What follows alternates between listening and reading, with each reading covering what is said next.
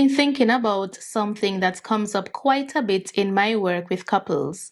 How much of your happiness is really your partner's responsibility? Because I've sat with people who are unhappy in their relationships, and naturally, the conversation often becomes what the other person isn't doing.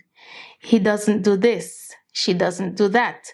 I'm just not happy anymore.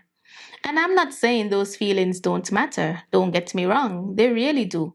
Sometimes I find myself asking, though, when did I'm not happy automatically mean that something must be wrong in the relationship?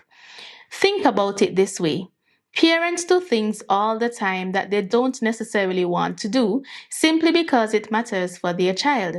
You're tired, you've had a long day, your child has a game that evening, and quite frankly, you'd rather go home.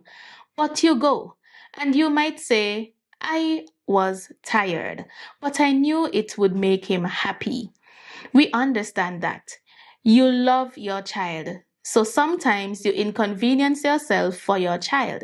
But interestingly, when it comes to our relationships, I wonder if we are becoming less willing to do that. We ask, am I happy? Are my needs being met? What am I getting from this relationship? All fair questions. But there's another question I think we need to ask sometimes. What am I giving?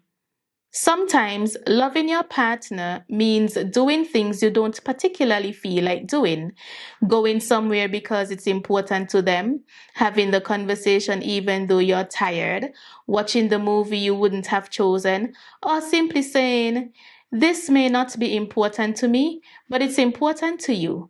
And because you're important to me, I'll make the effort. That's love too. Now, I'm not talking about putting up with disrespect or staying in an unhealthy relationship.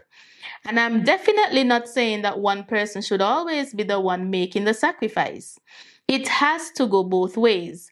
I'm simply saying that maybe marriage isn't only about finding someone who makes you happy. And maybe that's one of the ways marriage grows us, by teaching us that love isn't only about being loved well. It's also about learning to love someone well. That's something I've been thinking about from the therapy room. What do you think? I'm Dr. Kerdis Clarke, and this has been yet another insight from the Respite.